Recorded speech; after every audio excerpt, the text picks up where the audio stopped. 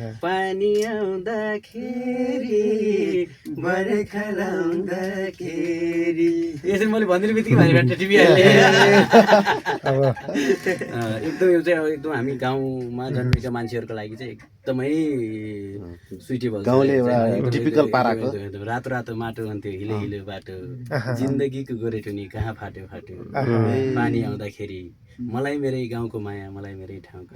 बर्खा लाउँदाखेरि पानी आउँदाखेरि भाइको एउटा लाइन जाओस् न भाइको आवाजमा रातो रातो माटो हुन्थ्यो हिलै हिलो बाटो जिन्दगीको गोरेटो नि कहाँ फाट्यो फाट्यो पानी आउँदाखेरि मलाई मेरै गाउँको माया मलाई मेरै ठाउँको पानी आउँदाखेरि बर्खा लाउँदाखेरि पानी आउँदाखेरि बर्खा लाउँदाखेरि गीतले मागे अनुसार आज पानी पनि परेको छ बर्खा पनि विनोदलाई जौबारीको याद आयो किन यो गीत किन नआउनु आउँछ नि मन पराएको गाउँदेखि नै एकदम आफ्नो गाउँको याद आयो यो गीत ल यो चाहिँ कहिलेसम्म हाम्रा दर्शकहरूले हेर्न पाउनु यो चाहिँ सकभर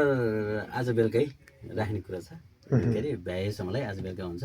भाइको साथ हजुरहरूको साथ एकदमै चाहन्छु कुन च्यानलमा आउँदैछ मेरो जयदेव कोटा युट्युब च्यानल छ मेरो आफ्नै च्यानल छ भाइलाई पनि मेरो गीत सुन्नुहुँदो रहेछ मलाई एकदम खुसी लाग्यो हिजो आउनु बित्तिकै मलाई 3 वर्ष थाहा छ गीत चाहिँ एकदमै सर्वाधिक चर्चाको शिखरमा पनि छ सबै धेरैले टिकटकमा पनि लगायत युट्युबमा पनि राम्रै चलेको गीत हो एक लाइन त्यो पनि सुनिहाल्नु मर्छु कस्तो भाग्य भोकेर आयो नि कुन पापको यो सजाय पायो नि तिमी मर्छौ थाहा छ तिमी मर्छौ थाहा छ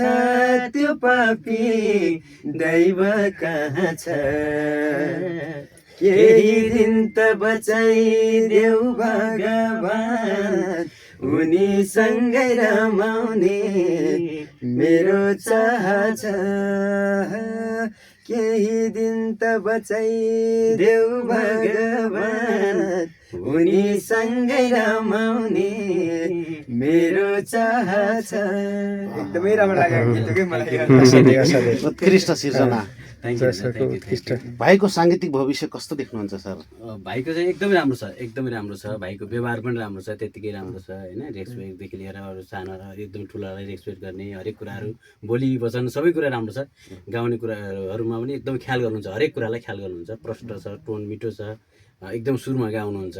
यिनै कुराहरू अब सङ्गीत सिकेमा यो स्वर अझै एकदम सङ्गीत सिक्नु पनि पर्यो एकदम गीतहरू पनि गाउँदै जानु पर्यो हरेक कुराहरूमा एकदम पर्फेक्ट छ भविष्य उज्जवल छ सबैले साथ चाहिँ दिनु पर्यो एकछिनले साथ दिने एकछिनमा छोड्ने भने सबैले साथ दिइराख्नु भयो भने उहाँको भविष्य एकदमै उज्जवल छ ल भाइलाई दीर्घकालीन रूपमा यो क्षेत्रमा टिक्नका लागि यहाँहरू जस्तै अग्रज स्रष्टाहरूको साथको खाँचो छ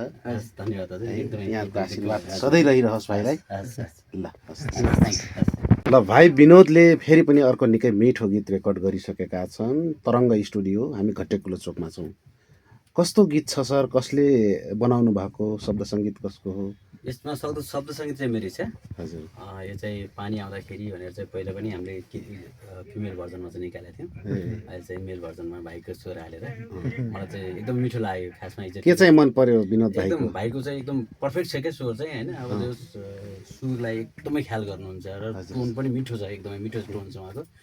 त्यसले गर्दा चाहिँ भाइलाई चाहिँ यो गीत गाउन दिउँ न त भनेर चाहिँ हिजो चाहिँ के अरे आज चाहिँ गाउनु लाग्यो हिजो हाम्रो टिका सानो बहिनीको गीत रेकर्ड हुँदाखेरि सुनेको थिएँ अनि आज भाइलाई चाहिँ बोलाएर गाउनु लागेको एकदमै मिठो छ भाइको कस्तो गायो भाइले एकदम दामी गवाल गाउनुभएको छ छिट्टो टिप्ने है एकदमै क्याच गर्नु मैले त अझ झन् के गरेँ भने शब्द नदिएर भाइलाई चाहिँ उता भनिदिँदै गाउनु लाग्यो यता हेरेर शब्द हेरेर गाउनु भयो होइन पहिले डमी समय केही नसुनेको एकैपटक एकैपटक टेकमा एकदमै